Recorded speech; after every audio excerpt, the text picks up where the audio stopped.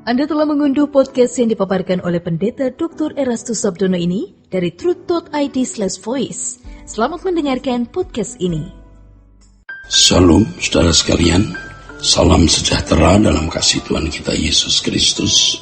Kebenaran hari ini 13 Mei berjudul Proses Bertahap. Kalau seseorang berpandangan bahwa Allah secara sepihak menentukan keselamatan seseorang di luar kesadaran orang tersebut, ada kecenderungan tidak memahami kenyataan bahwa Allah bekerja melalui proses yang bertahap dengan melibatkan masing-masing individu, saudara. Ya, ketika Allah menciptakan manusia, tidak dikatakan bahwa manusia adalah manusia yang sudah sempurna. Sebab kalau manusia berkeadaan sempurna, berarti manusia tidak bisa berbuat dosa.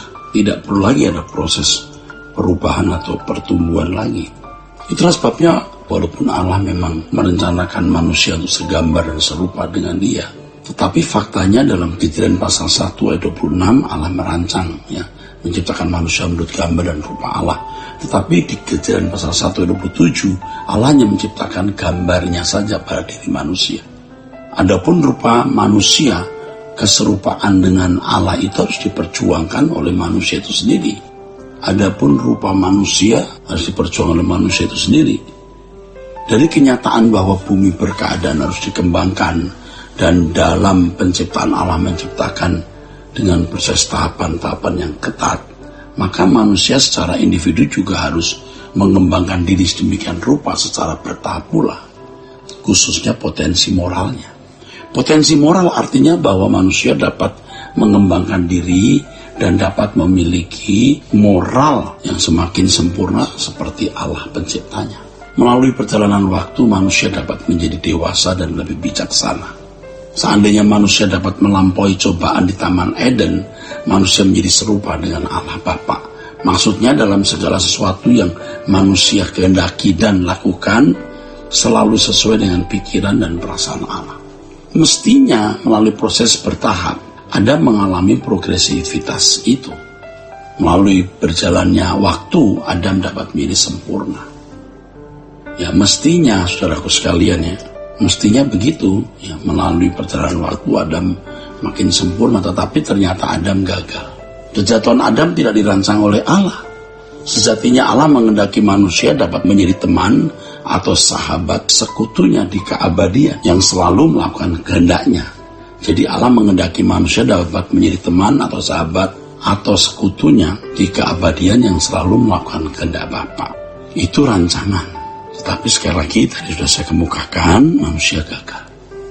Melalui keselamatan dalam Yesus Kristus, orang percaya dapat mengalami proses pendewasaan menuju kesempurnaan seperti Bapa atau keserupaan dengan Kristus.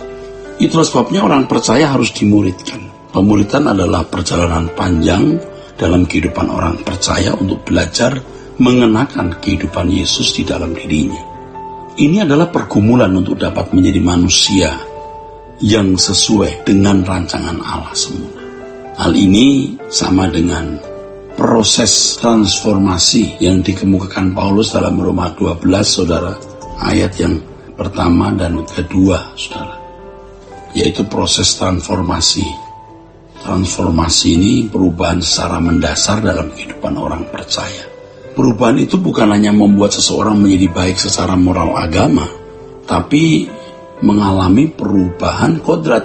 Mereka yang dipilih menjadi umat Allah, artinya diberi kesempatan mendengar Injil, harus memasuki proses keselamatan dengan meninggalkan percintaan dunia dan keterikatannya dengan dosa.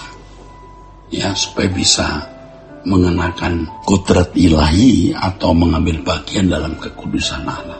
Menimbang kemuliaan yang tiada tara yang akan diterima orang percaya, maka pantaslah kalau orang percaya dituntut untuk melepaskan beban dan dosa sebagai perlombaan yang wajib.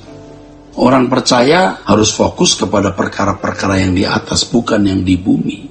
Pantaslah Tuhan menyatakan bahwa kalau seseorang masih terikat dengan harta dunia, ia tidak akan mengerti firman Tuhan.